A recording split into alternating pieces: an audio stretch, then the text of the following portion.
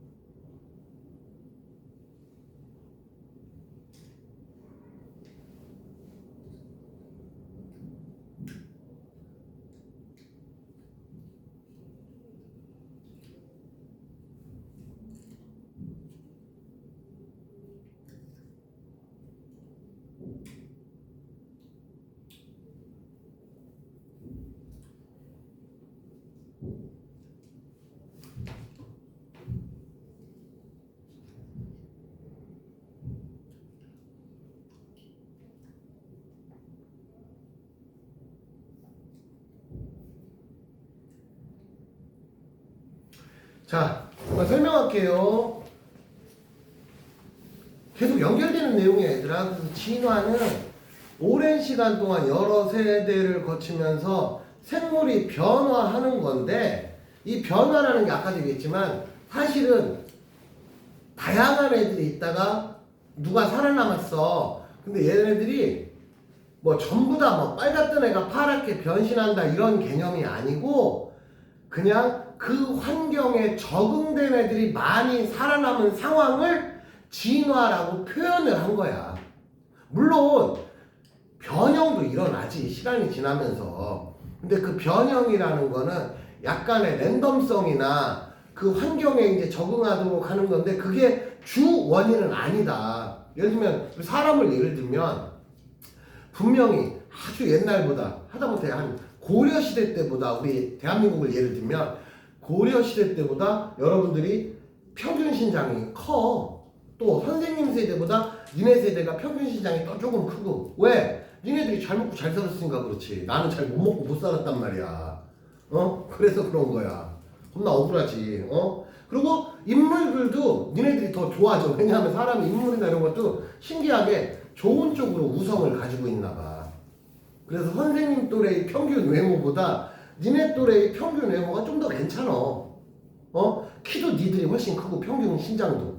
이제 이런 것들이 이렇게 조금씩 변화를 한다는 거지. 근데 그거는 우리가 예측은 못하는 거지. 근데 다행히도 대부분의 인간의 진화를 보면 좀 좋은 쪽으로 진화를 하는 것 같아. 그래서 진화가 그런 거고, 자, 다윈의 자연 선택설이 뭐냐? 여기까지 우리가 배운 게 다윈의 자연 선택설을 기반으로 설명을 한 거야. 진화가 어떻게 이루어지느냐. 자, 제일 먼저 이거 되게 중요한 거야. 별표 쳐. 그러니까 올해, 자꾸 내년이라 그러게 된다. 올해 시험에 그냥 무조건 나온다고 보면 돼. 니네 중간고사 이건 2학기 때 나. 우리가 2를 배우니까 니네 2학기 중간고사 때 아마 시험 범위가 될 거야. 지금 배우는 내용은 아마도. 그지? 왜냐면 2권의 초반이니까 기말이 될 리가 없지. 2학기 중간이겠지. 범위를 따지면. 자, 순서가 어떻게 되느냐. 과잉 생산과 다양한 변이. 그러니까 한마디로 되게 종류도 많고 하다 보니 되게 다양한 그러니까 같은 종 기준으로 되게 종류, 색깔도 다양하고 키도 다양하고 그랬단 말이야. 과잉 생산이라는 거는 야, 처음에 쪽수 되게 많았어. 뭐 대충 이런 뜻으로 이해하면 돼. 그래서 이제 얘네들이 생존 경쟁을 하는 거야. 그 생존 경쟁이라는 거는 그 환경에 의해 결정되는 거지. 우리가 태어났더니 이 동네 환경이 이래. 그럼 여기서 이제 생존 경쟁을 하는 거야. 그래서 환경에 잘 적응된 생명체는 많이 살아남는 거고, 이 환경에 적응 못한 애들은 슬슬 멸종해 가는 거지. 그래서 그걸 생존 경쟁이라고 불러. 예를 들면 이 동네에 과일만 잔뜩 있고, 예를 들면 뭐 어떻게 예를 들어볼까? 과일만 잔뜩 있고 고기는 없어. 예를 들면. 근데 어떤 생명체가 태어났는데 나는 고기만 먹어. 야, 과일을 먹었더니 막 두드러기 나고 막 그 알러지 나서 죽더라. 그래, 난 고기만 먹어야 돼. 그럼 걔는 이 동네에 못 사는 거야. 시간 지나면 멸종될 거야. 왜? 이 동네에 고기가 없으니까. 응?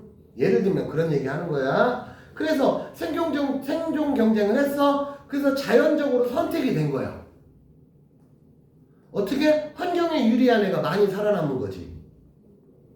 그리고 많이 살아남은 애가 자손도 많이 낳겠지. 아까 얘기했지만, 야, 개체가 5개야. 그럼 자식을 10명 낳는다 치면 개체가 100개면은 자식을 200명 낳겠지. 확률적으로. 물론 꼭 이게 무슨 생명체라는 게 꼭 정비례는 아니겠지. 왜냐면 예를 들면 개체가 5개밖에 없는데 자손이 20명, 30명 될 수도 있지. 당연히.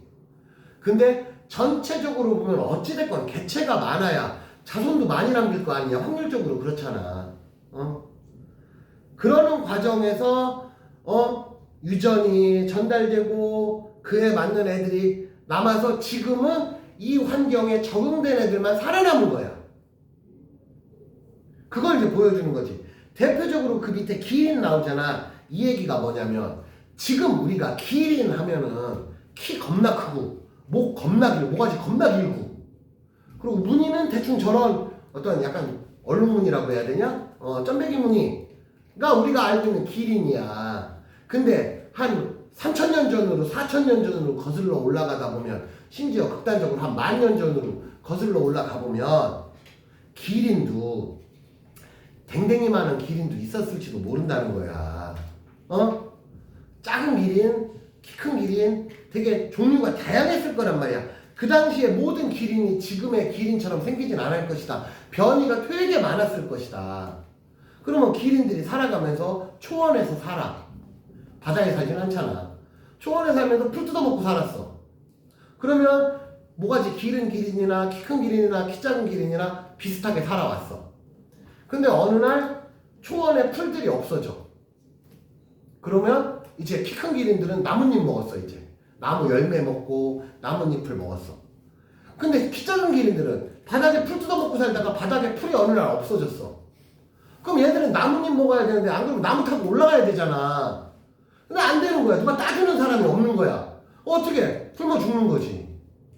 그렇게 시간이 흐르면서 기린이라는 종은 이제 키 큰 애들만 살아남은 거야.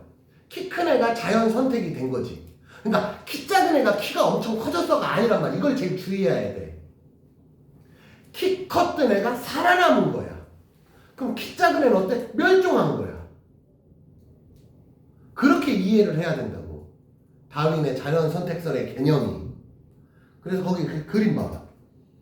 그림 보면 밑에 글씨 봐봐. 많은 수의 기린이 살고 있었고 기린의 목 길이는 짧은 것에서 긴 것까지 다양했다. 이게 과잉 생산과 다양한 변이야. 목이 짧은 기린은 높은 곳의 잎을 또는 열매를 먹기가 불리했어. 그럼 얘들은 땅바닥에 있는 풀만 먹었는데 어느 날 땅바닥에 있는 풀들이 양이 줄어들었어. 나무는 잔뜩 있어 아직도. 그럼 얘들은 나뭇잎은 못 먹는단 말이야. 나무 열매를 못 먹어요. 키가 안 다니까. 점프해도 안 돼. 그럼 어떻게? 굶어 죽는 거지 뭐. 이거를 오늘 우리가 배운 용어를 얘기하면 생존 경쟁, 그래서 키 큰 애만 살아남았어. 그걸 자연선택이라고 부른다고. 그래서 살아남은 목이 긴 애들은, 나는 태어나보니 목이 길게 태어났고 나는 목이 긴 유전자를 갖고 있는 기린이란 말이야. 그럼 당연히 얘가 자식을 낳으면 당연히 키 큰 기린이 나오지 키 작은 기린이 나올 리가 없지. 그래서 지금의 기린은 그런 애만 살아남게 돼서 우리가 기린 하면 지금 그런 애들이 남은 거야. 아주 우리가 생각할 수 없는 것보다 아주 긴 시간 동안 이런 일이 벌어지는 거지. 이게 무슨 100년, 200년 동안 벌어진 일이 아니야. 기본으로 몇천 년 혹은 몇만 년 동안 이런 일이 벌어졌다는 거야. 됐죠, 여기까지? 그런데 이제 다윈은 그렇게 설명을 했단 말이야. 근데 이제 이게 단점이 뭐냐면 그 당시에 다윈은 유전이라는, 다윈이 얘들아 니네 중3 때 멘델의 유전 법칙 배웠지? 다윈이 멘델보다 옛날 사람이야. 그래서 다윈은 유전에 대해서는 체계적으로 이런 애들이 이렇게 살아남았을 것이야. 자, 그러면 야, 키 큰 기린이 자식을 낳으면 키 작은 기린이 나올 수도 있는 거 아니야. 그러면 그 걔네들은 어떻게 돼? 이렇게 물어봤을 때 키 큰 기린이만 자식을 낳으면 키 큰 기린을 낳아야지. 왜? 그러게 이렇게 된 거야. 왜? 그때는 유전이라는 개념이 생명공학적으로 체계적으로 자리를 잡지 못했기 때문에. 이게 그 소리야. 다윈은 변이가 나타나는 원인과 부모의 형질이 자손에게 전달되는 원리를 명확히 설명하지 못하였다. 왜? 유전이라는 유전자, DNA 이런 개념이 없었기 때문에 이때는. 그래서 그 뒤에 멘델이라는, 여러분들 교과서에 나오는 그 멘델이라는 사람이 완두콩 갖고 실험하면서 유전을 체계적으로 처음으로, 야 봐봐 얘 키웠더니 노란 애 키웠더니 노란 애만 나와. 그러면서 우열의 개념 뭐 그런 것들을 하나둘씩 밝혀낸 거야. 또 그걸 이제 기반으로 해서 후대 생명공학자들이 이제 그거 갖고 완두콩, 다윈은 멘델은 완두콩만 갖고 했지만 그걸 사람에도 적용시켜보고 댕댕이한테도 적용시켜보고 다양한 햄스터 갖고도 실험해보고 그러면서 지금까지 발전해온 과정이 이렇게 되는 거라 이거지. 다윈은 아주 초창기 사람이야. 그러니까 이때는 연구에 한계가 있다는 거지. 응?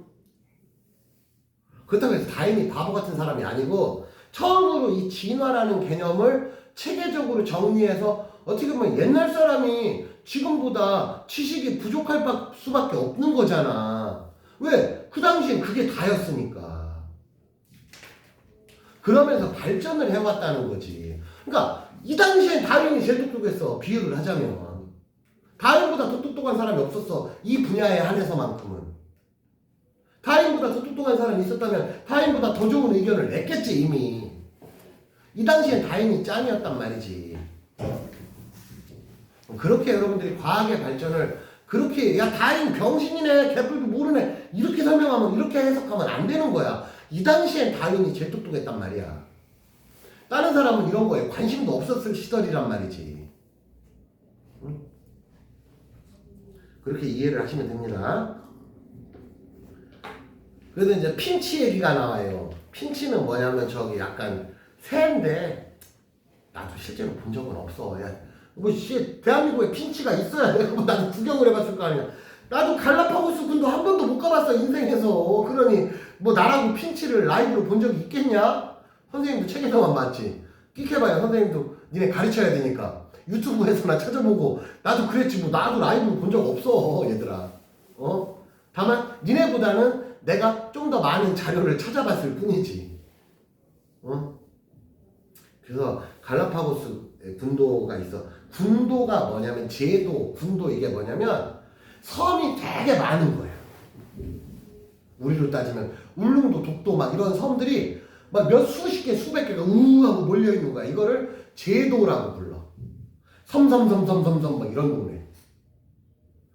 그거를 갈라파고스 지역에 있는 섬이 되게 많아. 그거를 갈라파고스 제도라고 부르는 거야 얘들아. 그래서 거기 섬이 되게 많잖아. 어떤 섬에 갔더니 이 동네에는 벌레가 되게 많아. 그러면은 뭐 선인장이나 요런 데 사이에 껴있는 벌레를 잡아먹으려면 아무래도 부리가 뾰족하고 길은 애가 유리해. 왜냐면 부리가 짧으면 이거 잡아먹으려고 하다 선인장 같은 데 껴있는 애들도 있단 말이야. 그러면 가시에 찔려가지고 눈 찔리고 그런다고. 부리가 짧으면 그거 먹으려고 하다가 그거 겁나 짜증나겠지. 근데 부리가 길은 애들은 뿅뿅뿅 이렇게 뽑아먹는 그 어떤 그 환경이 그런 동네에서는 그런 애들이 삶에 유리했겠지. 또 어떤 동네를 갔더니 씨앗이 좀 단단하고 우리로 따지면 무슨 땅콩이나 무슨 그런 거 있잖아. 그런 견과류 계열. 이런 게 많은 동네가 있어. 벌레는 별로 안 사는데. 그럼 그런 데서는 이 새들이 그거 땅콩을 다 뽀개 먹어야 돼. 근데 그 동네에 또 부리가 뾰족한 애들은 땅콩 뽀개 먹다가 불이 다 쪼개진단 말이야. 잘 뽀개지지도 않고. 그러면 그 동네에 사는 애들 좀 이렇게 약간 부리가 좀 짧고 두툼해서 막 망치로 때리듯이 좀 그런 부리를 가진 애들이 사는데 유리했겠지. 크게 오랜 기간 거치면서 벌레가 많은 동네에 있던 똑같은 핀치 종인데 DNA를 분석해 봤더니 같은 DNA를 가지고 있어. 응? 그랬더니 그 동네에서는 부리가 길은 애들이 종류가 월등히 많더라 이거야. 쪽수가. 근데 씨앗 뿌게 먹어야 되는 동네에서는 부리 길은 애들은 거의 안 되고 대부분 뭉툭하고 두툼한 부리를 가진 애들이 많더라. 그런 얘기야. 어? 뭐 사람으로 따지면 이 동네에 예를 들면 막 아직도 호랑이가 되게 많고 막 그래. 어? 예를 들면 야생의 호랑이 지금도 막 창문 열면 막 호랑이가 막 뛰어들어오고 막 예를 들면 그렇다면은 아마도 이게 아주 오랜 기간 진화하면 사람은 달리기 잘하고 등치 큰 애들만 살아남았을 거란 말이지. 달리기 못하고 이런 애들 호랑이한테 다 뻑하면 잡혀먹을 거 아니냐. 예를 들면 그런 개념이야. 무슨 말인지 이해되지요? 그래서 진화라는 개념이 변신했다 이런 개념보다는 그런 애들이 많이 살아남았다. 처음에는 별의 별놈이 다 있었다. 그런데 그 중에 살아남은 애들이 있다. 이걸 우리는 자연 선택이라고 부른다. 그래서 생물 종이 이런 식으로 진화되어 왔다. 그렇게 이해를 하시면 되고 그게 자손으로 전달돼. 근데 자손이 전달되는 과정에서 조금씩 이제 업그레이드가 된 거지. 조금씩. 근데 그게 당장 나랑 내 자식은 똑같아 보이지만 이게 몇 세대를 거듭하면 비로소 변화가 좀 보이는 거지. 나랑 바로 내 밑에 있는 자식은 그게 그것처럼 보여. 아까도 얘기했지만 기본으로 몇천 년씩 사람으로 따지면 한 세대가 100년 산다고 치면 한 100년 안에 한 3개의 세대가 살잖아. 손자, 아버지, 할아버지. 그게 100년이야. 이렇게 하면은. 그러면 이게 이제 1000년이 지나면 한 20, 30세대가 되는 거고 10,000년이 지나면 2, 300세대가 되는 거잖아. 그렇게 오랜 시간 지나야 변화 과정이 보인다는 거지.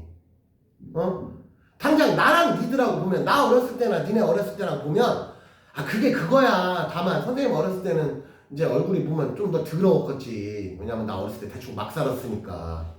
내가 니네 나이 때는 막 뭐 PC방도 없고 핸드폰도 없고 그러니까 맨날 나가서 축구만 하고 그러니까 맨날 얼굴에 흙 묻어 있고 맨날 옷도 더럽게 입고 다니고 그랬겠지.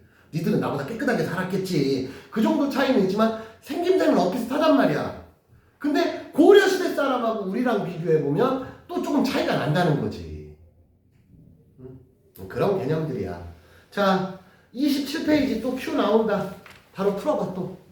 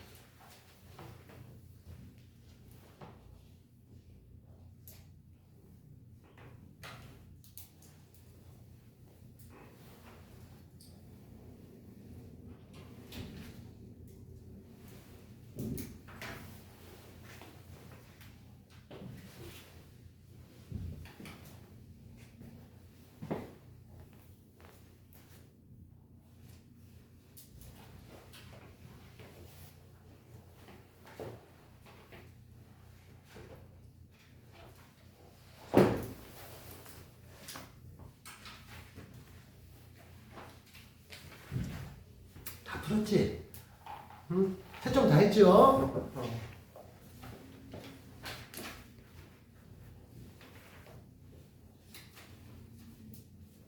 다 푸른 사람은 채점하시고.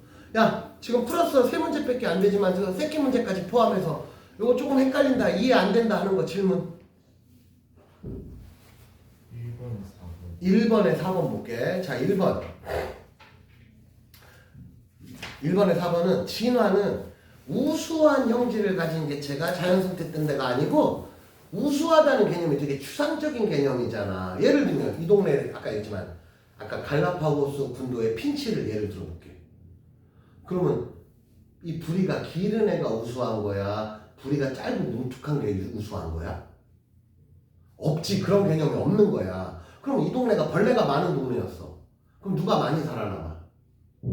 부리가 길은 애가 살아남았지. 그럼 걔가 우수하냐가 아니고 걔가 환경에 적응을 잘한 거지.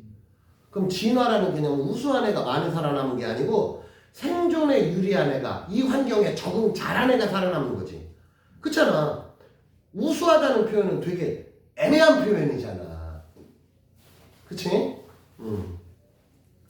그래서 환경에, 그러니까 생존에 유리한 애가 많이 살아남았다를 우리가 배운 진화의 개념으로 보겠다, 이런 뜻입니다. 자, 그거 말고 질문 없지?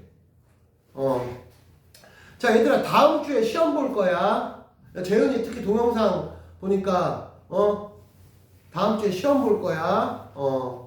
그래서 시험 범위는 앞에 고생대, 중생대는 안 하고 오늘 보는 것만 시험 범위 할 거야. 왜냐면 니네 시험 범위 뭐 너무 많으면 부담스러울까봐 고생대, 중생대는 그냥 그렇게 배웠으니까 그걸로 하고, 지금 배우는 진화, 그리고 이 뒤에 배우는 이제 생태계, 그렇게가 오늘 딱 배운 내용이 다음 주에 시험 범위야. 그러니까 난이도는 평소랑 똑같아. 그 정도 수준으로 낼 거야. 그래서 시험을 본다라는 것만 참고해서 알아두면 되겠어요. 그러면 과제는 당연히 페이지 28페이지부터 31페이지까지가 숙제.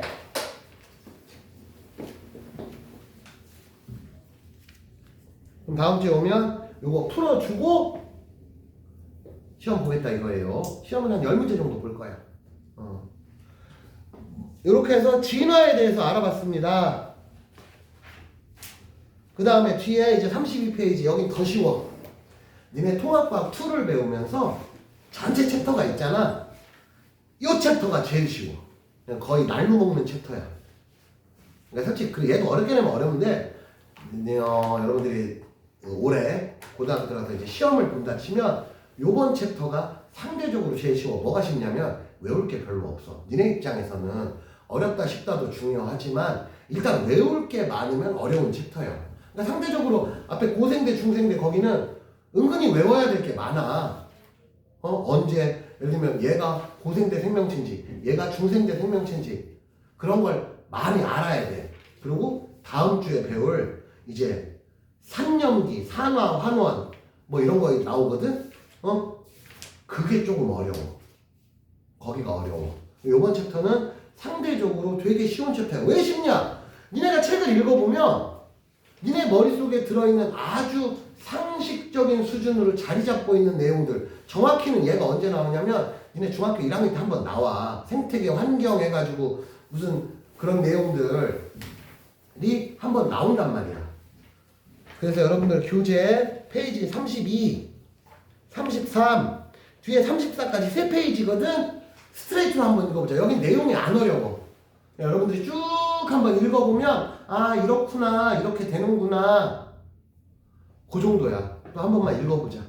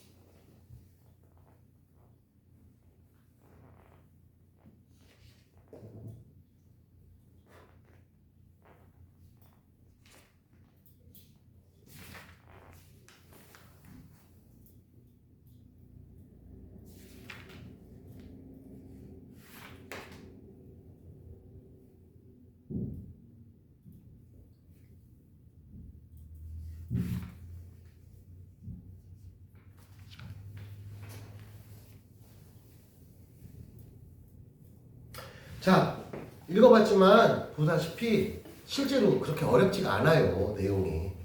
설명할게.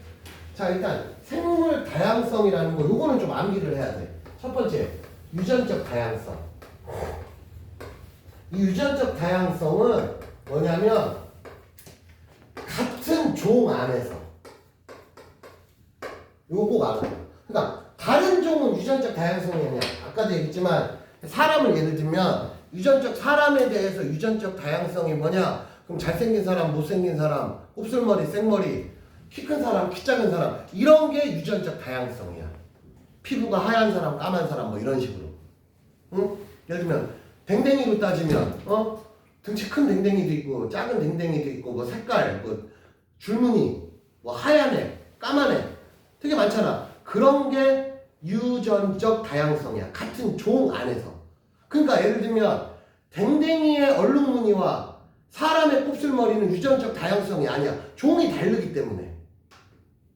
무슨 말인지 이해되죠? 같은 종 안에서 우리가 흔히 말하면 종이라는 게 동일한 생명체 안에서 벌어지는 게 유전적 다양성. 그럼 종 다양성은 뭐냐? 말 그대로 종이 많아. 예를 들면 어떤 숲을 갔더니 전부 다 강아지만 살아. 그러면은 종 다양성이 없는 거야. 한 종류의 생명체만 살면. 근데 어떤 숲을 갔더니 뭐 댕댕이도 있고 고양이도 있고 새도 있고 식물도 잔뜩 있고 식물도 종류도 막 되게 많고 사과나무도 있고 귤나무도 있고 뭐 무슨 바나나 나무도 있고 이런 게 종 다양성을 얘기하는 거야. 그러니까 유전적 다양성은 같은 종 안에서 벌어지는 거고 이런 종들이 모이면 이게 종 다양성이 되는 거고 그 다음에 생태계 다양성은 뭐냐? 환경까지 포함해서.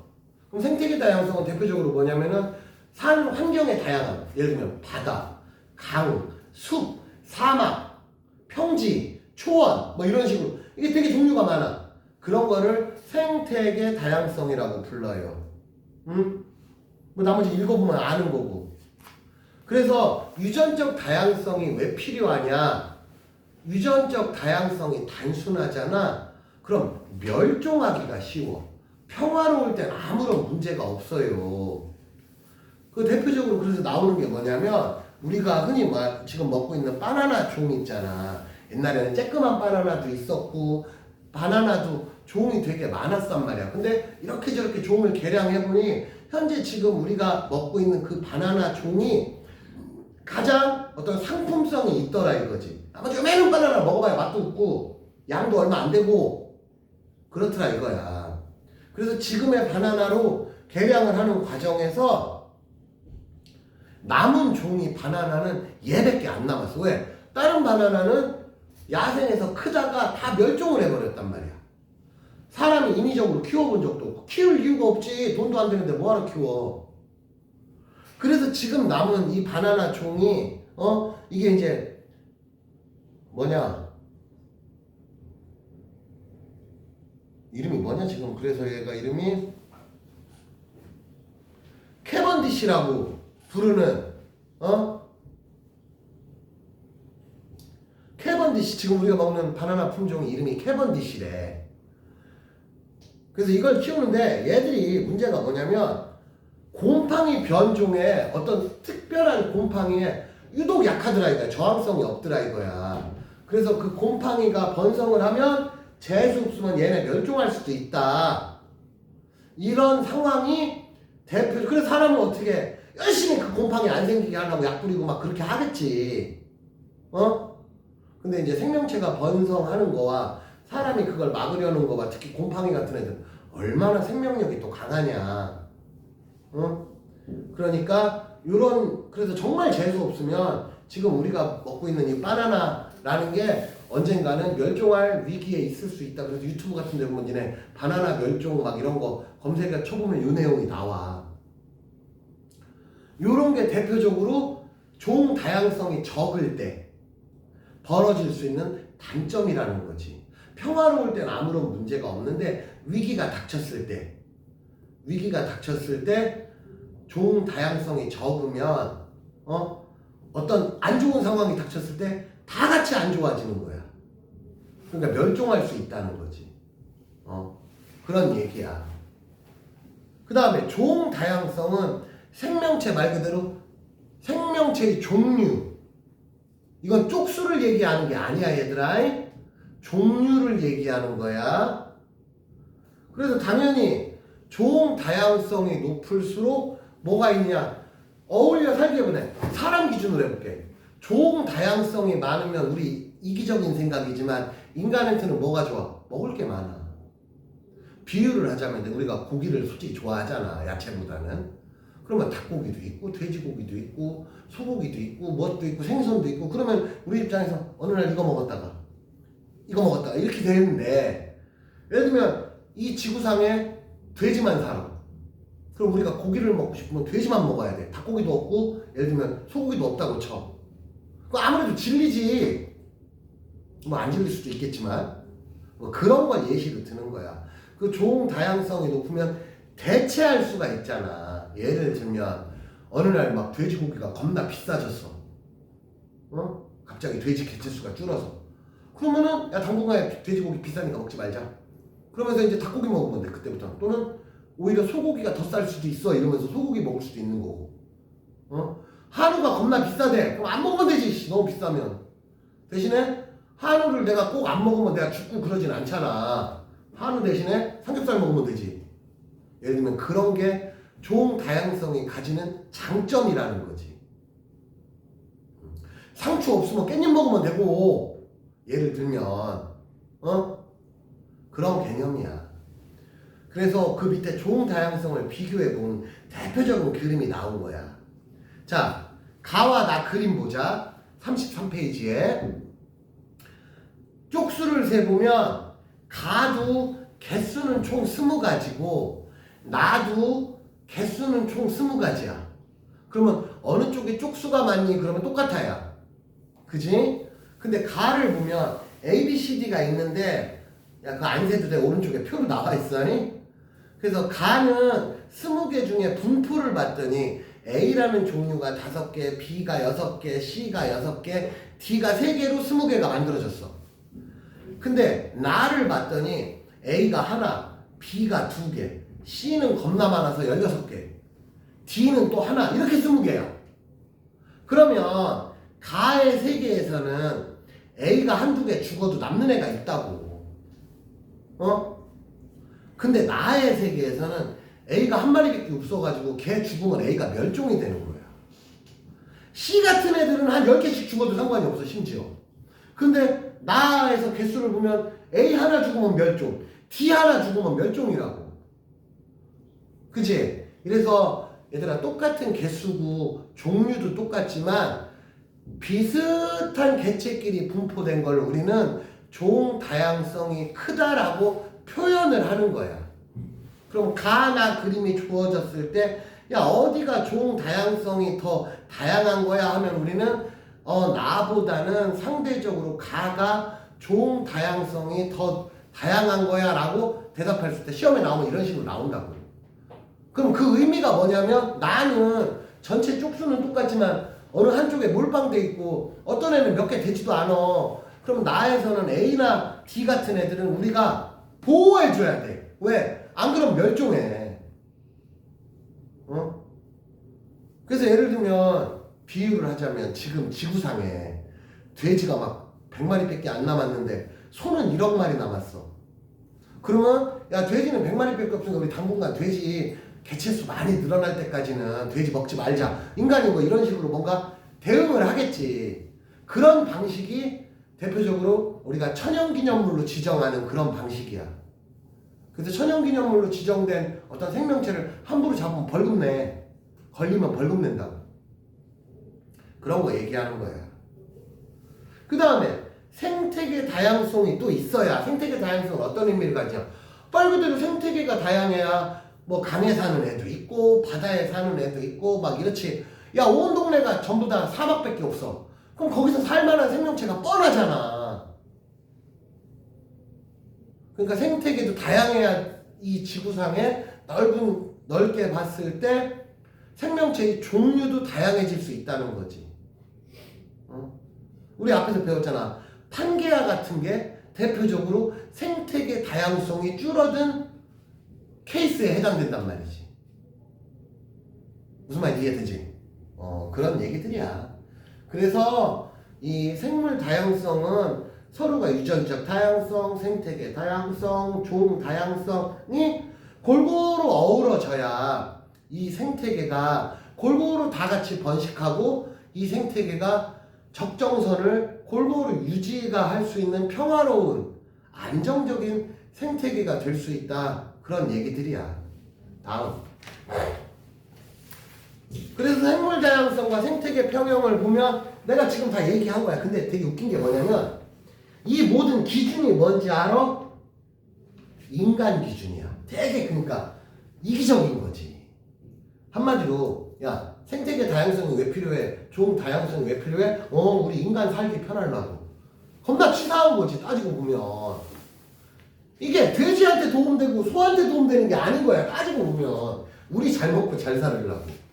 거기 봐봐. 종 다양성이 있으면 의식주 제공, 의약품, 에너지, 심지어 심미적 가치. 나 보기 좋으라고. 치사한 거지 좀 따지고 보면. 그치? 이런 걸 우리가 지금 배우고 있는 거를 저기 돼지나 소가 알아봐라. 야 겁나 치사한 놈들 다 지들 위해서만 산다고 걔들 욕할 거야 아마. 걔네가 몰라서 그렇지. 그런 얘기들이야. 자 그러면 35페이지. 자 2교시는 여기 35페이지 또 Q 풀고 재현아 여기 35페이지 Q 풀고 채점하고 진짜로 여기까지 보다시피 내용이 안 어렵잖아. 그렇게 하고 2교시는 끝낼게요. 재현아 35페이지 Q 풀고 3교시에 다시 보자. 2교시 동영상은 여기서 끝낼게.